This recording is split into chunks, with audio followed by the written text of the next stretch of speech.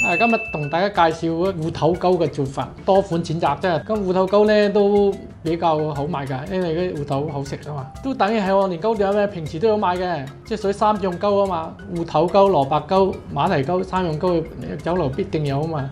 咁上次介紹咗芋頭、蘿蔔同埋馬蹄，而家介紹埋嗰個芋頭糕嘅做法啦，同蘿蔔糕嘅做法一樣嘅。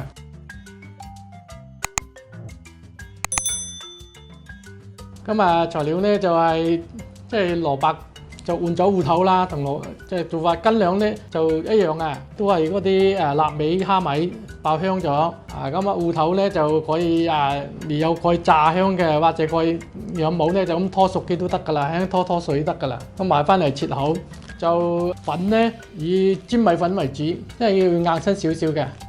就唔需要蘿蔔糕咁多粉㗎啦，即係咁多嗰啲鷹粟粉啊。其實做法一樣嘅，同埋要加少少香料落去，嗰啲五香粉啊，要加落去。芋頭本身要五香粉先調呢啲味啊。比例都係大約一底咧都係攞一匙羹夠㗎啦，因為調味嘅啫嘛。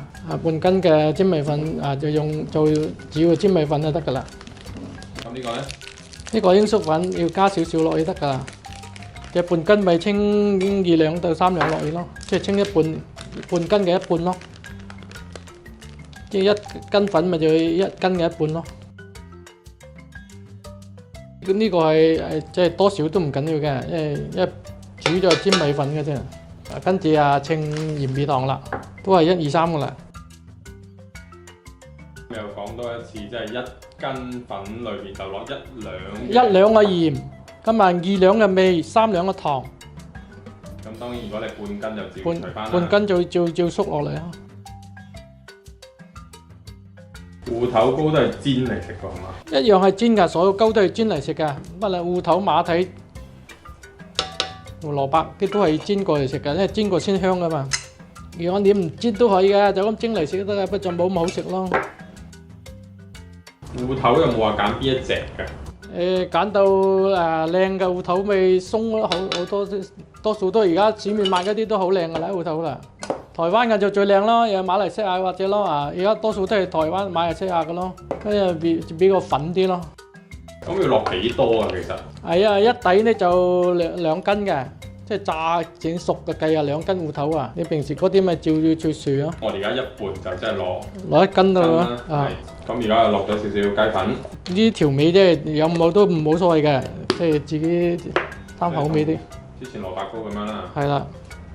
咁呢個就五香粉。五香粉就大概得㗎，一茶匙夠㗎啦。即係而家一半味減半咯，主要用嚟調味嘅啫嘛。因為你冇五香粉啲芋頭咧就配唔到，唔好唔香啊！因為芋頭本身始終都有啲味㗎嘛。咁就搞掂啦。咁陣間將呢所有嘅材料煮滾水倒落去撞埋就得㗎啦。而家要開啲水，開水再撞落去。呢啲咧就麻煩啲啊，年糕就最容易啊，年糕就咁開啲得㗎啦。即係而家都要用啲凍水撈勻佢先。撈勻佢先，跟住真係用滾水撞落去，咁就會埋㗎啦。將呢個用凍水開，然後將嗰啲所有滾起嗰隻嘅料倒落去咪得啦。而家呢啲咧就用水開嘅。咁呢個水嘅有冇比例㗎？呢個同蘿蔔糕一樣咯。而家半底咪4斤水咁上下咯。你都係撈勻佢啦，撈到佢冇粒粒啦。唔係，最緊要落油，落生油，因為冇生油你唔得。因為一底計要成10兩生油嘅，咁半底都要4兩5兩。而家已經落生油。一定要落生油，因為冇油咧佢就好黐㗎啦。因為佢蒸起上嚟就唔見油㗎。芋頭糕係落咁多油嘅。同蘿蔔糕一樣咯。上次蘿蔔糕就因為佢本身啲臘味都好多油。因為如果你係炸嘅芋頭咧，就唔使落咁多油。但係而家我係炒嘅，屋企冇炸冇咁多油啊嘛。咁炒落少少，一底最少要落4兩油㗎啦。好啦，咁你而家啲全部材料倒埋你滾起就倒落去得㗎啦。好，而家將所有嘅材料倒落去，咁將佢滾起咗，撞落去嗰啲粉嘅就搞掂㗎啦。嗰啲係水嚟㗎。嗰啲水嚟嘅。水同埋所有材料倒晒落去，呢啲就係水嘅分量啦。咁嗰啲冇所謂嘅，你多啲少啲都唔緊要嘅，即係打稀啲極啲咁解嘅啫。啲酒樓咧就有一個分量啊，因為你做得唔好咧，出去賣就唔得噶嘛，屋企就冇所謂嘅。做多一次就大概遇到嗰個分量㗎啦。係啦，喺屋企做大概知道個程序噶嘛，就一定做到噶啦。因為芋頭糕咧係比較好食，因為芋頭係香啊，攪開嘅咁啊撞落去就搞掂噶啦。如果唔埋咧，就要落少少佛漿落去嘅。咩為之唔埋啊？因為倒落又好稀㗎，即係撞唔埋好似水咁㗎，所以呢就要落少少漿啊。如果唔係你就咁倒落去咧，佢就好似水咁啊撞到啦。蘿蔔絲啊太多就得啦，而家加咗啲漿落去就一撞就埋啦。但係好似都好快嘅啫喎，你啱啱都係倒一倒落去跟住。係啊，好快㗎，因為你撞唔埋咧水咁咧，佢蒸嘅時候咧，嗰啲芋頭咧就浮晒上嚟㗎啦。嗱，咁啊搞掂晒㗎啦，咁就倒落嚟蒸得㗎啦。呢個就結啲啦。啊，起碼要撞到咁樣就啱啱好啦。如果你頭先唔落少少漿落去咧，佢就好稀有水咁㗎。啊，而家就最後蒸啦，蒸1個鐘就乜都搞掂晒㗎啦。火滾先至開始計啦。啊，大火計啊！有啲網友就問起呢個蒸爐喎。我呢個咧就比較特別啲嘅，因為市面而家冇賣㗎啦。即係見到啲窿咧，就係喺上面。啊，因為佢蒸氣咧響上邊反翻落嚟嘅，即係特別喺酒機界工展度買㗎啦。主要就係佢嘅設計唔同啫，佢蒸氣向底上同埋向頂上一樣。咁呢個蘿蔔糕使唔使鋪翻平佢嘅？要啊，要鋪翻平佢啊。